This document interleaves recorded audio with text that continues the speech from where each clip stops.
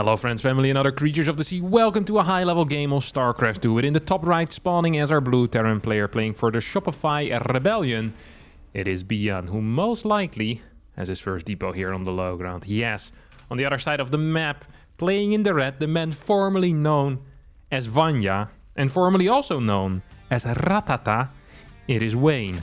The double name change out of our Zerg player over here opens up with a hatchery first. Now ByuN has been playing this. Ooh, some interesting positioning here. He's leaving a space open in case he's going to need some type of tech lab or reactor on this particular barracks.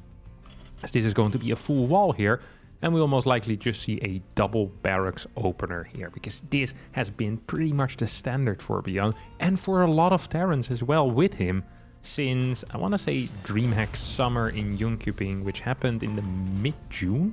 I think maybe 13, 14 June, something along those lines. And it has been very powerful. It's been great watching him kind of refine it, add in different follow-ups in the rotation, because this build really is just the opener. You know, it's not necessarily meant to deal a crap ton of damage. The indirect damage that it deals seems to be enough already, and it deals quite a bit of indirect damage. So what's going to happen here is that 3 Reapers will pop out of these barracks. They'll make their way across the map. ByuN's going to micro them, Wayne's going to lose a couple of links. Wayne's going to be forced into building a bunch of links, get quick speed as well, and oftentimes have difficulty defending their third base. So yeah, life is pretty difficult as a Zerg in this type of position. Ooh, Wayne opens up with a Roach Warren instead.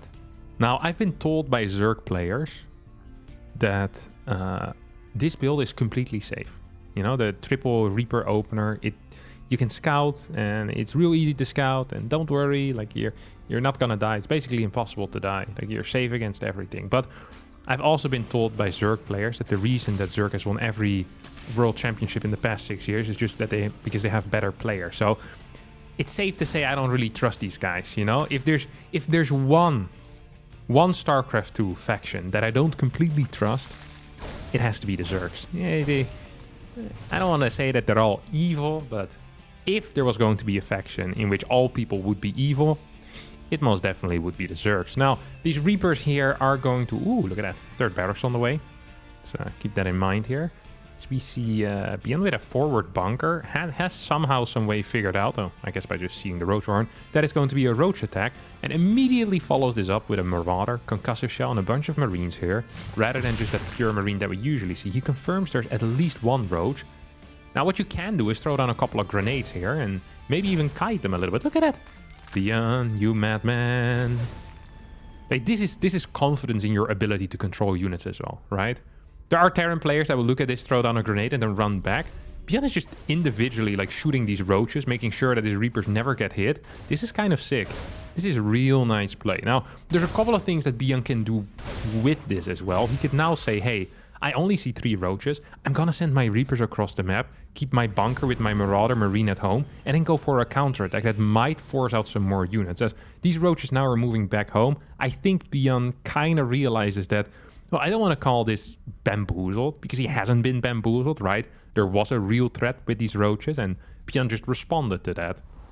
The question now is, how is he going to follow it up? And it seems to me like it's going to be a 3-Rex type of pressure build. There's only a single tech lab, though, and that means that there's not going to be combat shield with the incoming push. We're just going to get stim. We will have a lot of Marines. But if there's a Roach Horn already, defense against this particular type of push might be a little bit easier than it usually is. Evo Chamber gets thrown down. We have a second gas as well coming down here. And I think Wayne is opting for most definitely going to be a Roach opener. Like a more heavy Roach opener. Obviously, we already opened with Roaches. But I think he's going to go deeper into that Roach count. Although I do see the Metabolic Boost being researched right now. And that is an odd thing to do if your plan is to just purely build Roaches till the end of time. Reapers in a bit of trouble, but not enough trouble. They, of course, will regenerate their HP. I think one of the only units that isn't a Zerg unit that can do this. Probably, well, unless you count Medevacs, of course. Medevacs can do it to other units, but yeah, just by itself. And that makes the Reaper so powerful. That makes this opener so powerful. 8 Roaches now on the way. First Overlord gets taken out. Will supply block Wayne. As a third CC gets built. Not in position. Not on the low ground. ByuN's playing it safe. Stim about to finish up. It's going to be quite a tight hold here. 2 Reapers go down. 3 more Roaches on the way. There's no transfuses available. Roach count is pretty large though, isn't it? I think ByuN will be forced to going back home here. I don't think this will be a great trade, to be quite honest. Tries to get 2 more Roaches. Does get 1 more. Gets a second one. Loses a lot of Marines though. Runs out of those vials with combat shield. I feel like this would have had some real potential. Maybe it still has some real potential as a Ravager gets sniped. 2 more Roaches fall. Queen also going down. Resources lost fairly even. As these units most likely are going to end up dying against the Ling reinforcements coming in right now. Bunker is occupied and Wayne actually is holding down the unit button here as we have a 4 CC as well coming in. ByuN not macroing too well behind this, still floating a decent chunk of cash. A 4 CC off of 3 barracks, a factory, and a starport producing medevacs right now. Combat shield is just extremely late. Gonna have to face facts here as 2 more barracks get thrown down. Get a scan on the other side of the map. ByuN is afraid, I think, here almost at this point. He's like, hey, what actually is going on? I'm supposed to be way better than Wayne, and this position doesn't feel super comfortable. Despite holding a Roach rush in the early game. Double E-base now going down as well. Barracks 4 and 5 as mentioned. 4 CC is close to being done. That means that the 4th base for Terran will finish before the 4th hatchery for Batman will start over here. And that is kind of wild. That is something that we haven't quite seen in a long time. Yeah, here we go. Hatchery now goes down. 55 workers to 63. Now, ByuN is not one to stay at home, and there's no real reason to stay at home. If you have medevacs and you have Marines, you can always move out on the map, try and do something. But I would perhaps suggest to ByuN here to work on his defensive position. He's continuing to build tanks. I wouldn't even mind an extra bunker here at the 3rd or something along those lines. I think it would be quite helpful. This Overlord most likely is going to get taken out here. Wayne just slightly out of position with links, with his Roaches. 4th base, maybe even in some trouble here. Combat shield does finish up. There's no +1 on those units. Ravager gets jumped, but there's enough backup here for that Ravager. Ling run by coming in towards the 3rd base. As 2-3 workers will end up falling. And a couple of Lings go down. It's a fairly even trade, and a trade I think ByuN is completely okay with at this point. +2 carapace is on the way. We have the range upgrade a little over halfway done as well at this point. As the armory goes down as well as a 2nd factory. I think it's going to be a very tank heavy game here coming out of ByuN. Does have that 4th base into an orbital command already. Now supplies are favoring Mr. Wayne over here. 18 Roaches, 2 Ravagers. Supply is always going to favor Zerg when they're playing Roach build orders. At least majority of the time it's going to be the case. If you're playing Roaches and you're down in supply, might as well just leave the game, because there's no way that Roaches are going to be supply efficient against a bio-tank army of Terran. They can be cost efficient, but they can be supply efficient. That is simply impossible. Roaches cost too much supply for that. They die too quickly. Just like Stalkers. Just mass Stalker can never really be very supply efficient against a massive bio-tank army. Like you need to transition out of it. You need other units. You need kind of accessories. A couple of banelings, maybe an infestor mixed in. That is actually the usual transition here that I'm kind of waiting for out of Wayne, is to see that infestation pit being thrown down. He'll probably start with some type of 1-1 push here, moving in towards that 3rd base location as the 4th now flies over. ByuN wants to start mining. Creep spread fairly mediocre, single lane stuff as well here. Look at this. Single lane for Wayne. So we have 4 queens out total. This is very low numbers of queens. Very, very low numbers of queens. Here comes the big bad boy. He's going to make his way across the map with 68 workers, maxed out supply, tunneling claws on the way. Burrow about to be done as well. And he's setting up for an attack, but it just ain't coming, is it? Infestation pit now built instead. So Wayne pivots over here towards that left side. If this were a planetary, I'd be worried for the base, but as it's not a planetary, I'm not very worried for that base. There is a turret standing over here in between those bases. That means that this tunneling claws move is not quite going to end up working out. As Wayne sharks in over here, is going to lose a lot of Roaches for free. Tanks in position, Marines stimming as well, taking him out. 5th base now on the way, tanks repositioning towards that very vital top side base that ByuN has mining. We'll lift it temporarily. This was an absolutely fabulous hold here for the Terran player from Shopify Rebellion. He adds a couple more depots, plus one vehicle weapon's about to finish up, and right now we're in a situation where I'm not sure if I'd recommend to ByuN to move out on the map here, but if he were to move out on the map, I think Wayne would be in quite a bit of trouble. He'd be in a little bit of a pickle. Hive is on the way, Baling Nest is well coming in, and we see +1 melee starting, Pathogen Glance. I think right now Wayne is in damage control mode. He's like, oh, this is not good. This ain't good. He's trying to get a 5th base out. He's trying to set things up with run buys, but he still needs to be very mindful of all those drops that are being sent out as well. Turret is going to get blasted here by those biles. 2 medevacs are stuck here in the corner. Spore on the bottom right side is going to definitely help out against these medevacs. ByuN a little bit slow with the response, and the Queens will take out 1 medevac. Second medevac's in some trouble as well. But at the same time, there's really nothing to defend here except those Queens. And that's not enough Queens to defend against this many Marines. Marines are going to have 2-2. Roaches, Ravagers moving in position right now, but a tank will cover this area. And maybe the refinery will fall, maybe this depot will go down, but that simply isn't enough here. As, ooh, this hatch almost fell. Wayne does have a lot of cash in the bank, but not that much gas. We see a scan in the main. And I think if you're ByuN here, you probably want to try and snipe this spawning pool. Maybe just get a couple of drones. At least he can fight these roaches. If he can stop adrenal glands, that's always going to be a big thing, of course. 2 hatcheries did go down in the main base. This is a nice fight for Wayne in the middle of the map. ByuN actually bleeding out a lot of units here. Somewhat surprising. He's adding more and more command centers. Or adding 4 at the same time, but he's not even close to being maxed out at the moment. I don't think we have to worry very much about him dying in the next, well, 25 seconds, but it is still scary. He's lost the map control at this point, and it is Wayne who will be making the plays. I think a 5th base is an unrealistic want right now from ByuN. Don't think he can quite set that up yet. We have 3 orbitals on the way. We have 3 more CCs that are close to finishing up, so that's going to bring the orbital count. Well, it's 4 already right now, plus 6 is going to bring it up to 10 at some point. Of course, we have this base that will turn into a planetary most likely. As yeah, ByuN is not allowed to take his 5th base yet, or wasn't allowed to take his 5th base yet. And I think Wayne is starting to gain a little bit of confidence once again in this game, saying, hey, we're still alive, we're still around. This was a really bad mid-game for me, but we're now really starting to head towards that late-game scenario. Chitin is plating on the way, Baling speed as well. His base is in some trouble. And biles are raining down on it. Not quite taking it out. And I think this position is now officially secure. And it is fairly easy to secure this position as well on this map, don't forget. So the fact that ByuN was struggling with that tells you quite a bit about, you know, how he was feeling in the game and how Wayne was perceiving it as well.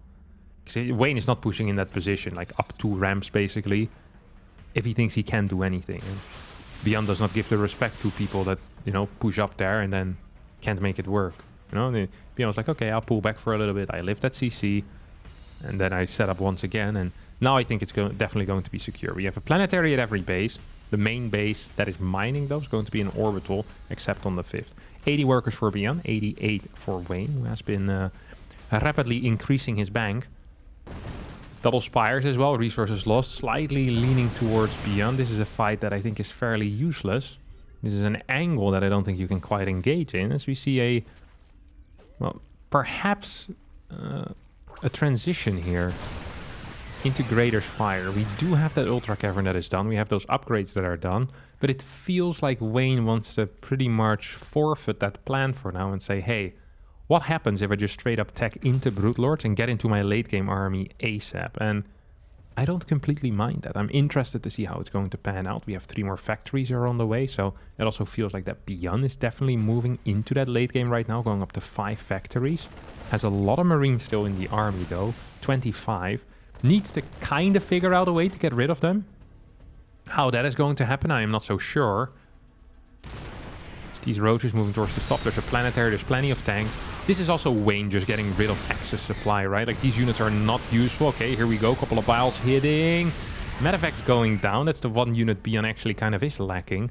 Would have much rather seen him lose some Marines there, so he can reproduce medevacs, can get some Thors in there. +3 vehicle weapons is on the way already. We don't have Blue Flame quite yet. Don't forget Hellbats with +3 as well as with Blue Flame are absolutely fabulous against Lynx in particular, as they can one-shot them with everything they have. Their splash damage takes out Lynx as well at once, so that's a pretty big deal. Something that I think Cure has been playing for the past 8-9 months and has become more and more common in these late game scenarios. That you just see a crap ton of Hellbats there because they're such a cost-efficient unit. They don't cost any gas. Minerals are often not the issue for Terran players and not really the issue for Zerg players either. It's often the gas that is the most important in these late game scenarios. So we see creep being denied on the far right side. And this base, now this is a bit of a stretch perhaps. This definitely could be considered a bit of a stretch. I'm not so sure if ByuN can really set up this base.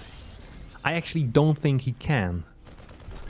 If, however, ByuN, you know, gets a planetary, gets a good siege setup, this area is pretty much gone. Wayne will need to concede it.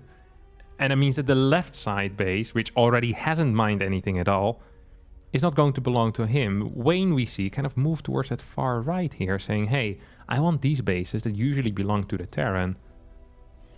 So that is somewhat interesting here. So we see some Marines disintegrate into the ground. Now, this setup is too strong. I don't think you can break this. You need significant forces here. I think you'll require higher tech units to break a setup like this, but you can't really send Ultras there, and Brute Lords, it's too far as well.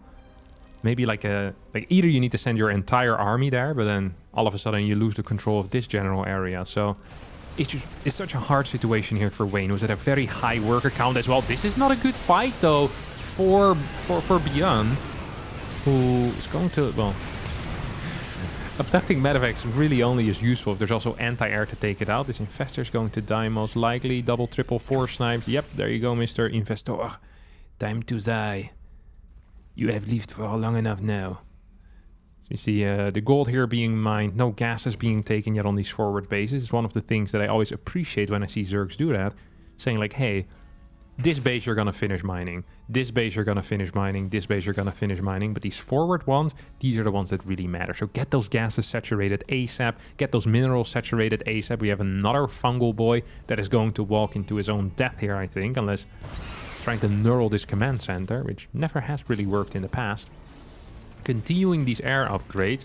We don't have that transition yet into a true late game. Now we're getting that big attack that I was talking about earlier. So this is a full-on army attack. No Vipers though means that planetaries and tanks are just going to dish out a lot of damage. This was perhaps a good attack to open up an angle, but this was an absolutely terrible attack if we're talking about resource efficiency, because good lord did a lot of banelings go down. Good lord did we see a lot of links die as well. And what did you really get? You killed a planetary, a sensor tower, and 7 SCVs. That's not the end of the world here for ByuN.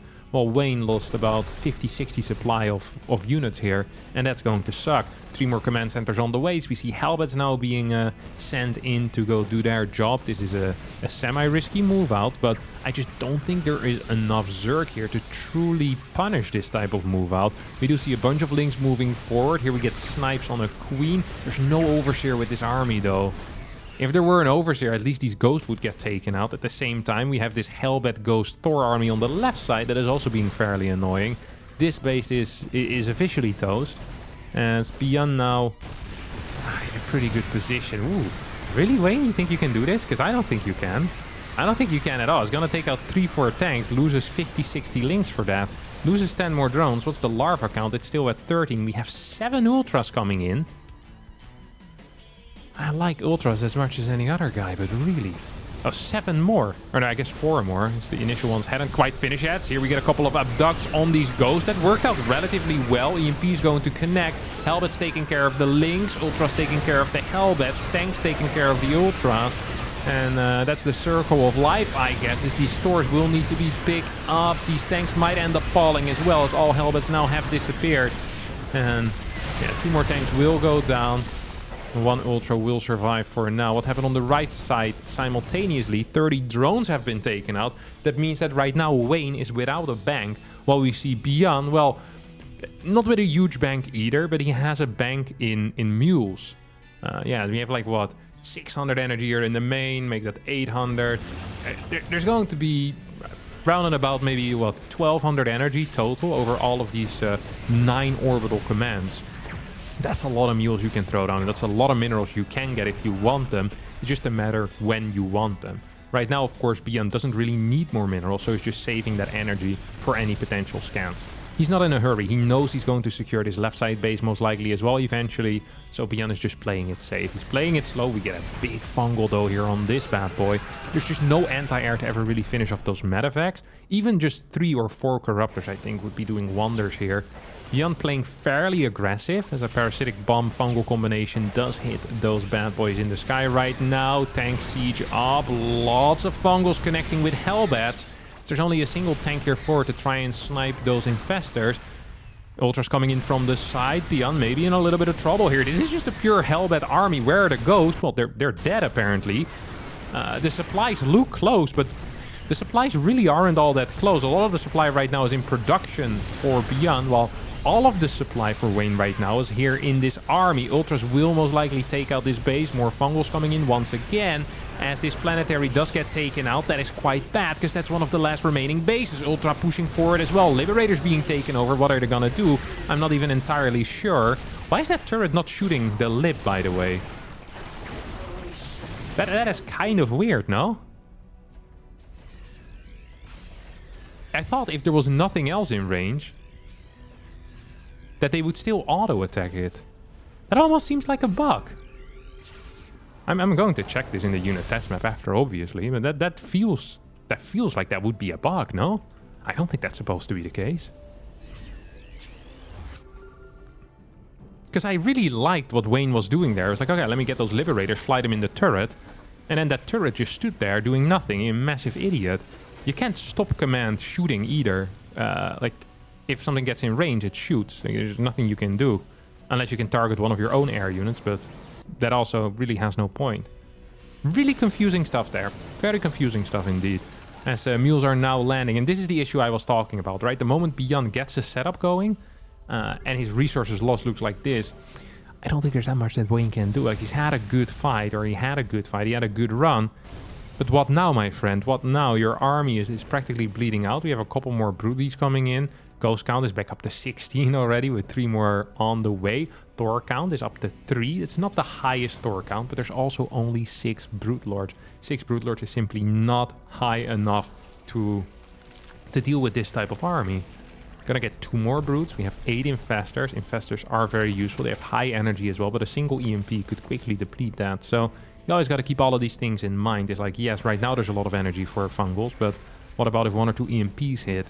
And there's really not a similar type of counterplay that the Zerg has. So whenever I see these type of scenarios, you pretty much know that it's going to be a difficult task here for the Zerg. Like, can these Ultras even reach that? They can barely reach. This Thor is going to get, well, 1 kill for now. Almost got a second Ultra kill if that hadn't burrowed. So that was some real nice play here out of Wayne. Some nice burrow Ultra Micro, although not so sure if it's going to be good enough. These brutes are fairly exposed right now. EMP's connecting with a lot of these fungalers. And the Hellbat's taking care of the Broodlings. Thor in the back helping out. GG gets called as ByuN wins this game. And we'll pop into the unit test map to see if this was weird behavior or if this was standard behavior, because I'm real curious. Alright, apparently I just didn't notice, but so I thought that what happened in these types of situations, if there was nothing else around, so like no enemy units, that you'd automatically start fighting back against your own units. But you actually just completely ignore it. So if I take over this guy, look at this, and I start fighting, even if I A-move this and there's no other threat nearby, she doesn't attack. I honestly wasn't aware of that. I bet this was changed in a patch a while ago, and I'm just too stupid to remember. I also hardly play late games anymore, so I never really noticed. Also, when I play late game, I never get my stuff neural because I'm not an idiot. But yeah, okay, well, I learned something here today. That's going to be it for me. Thanks all for watching, and bye-bye.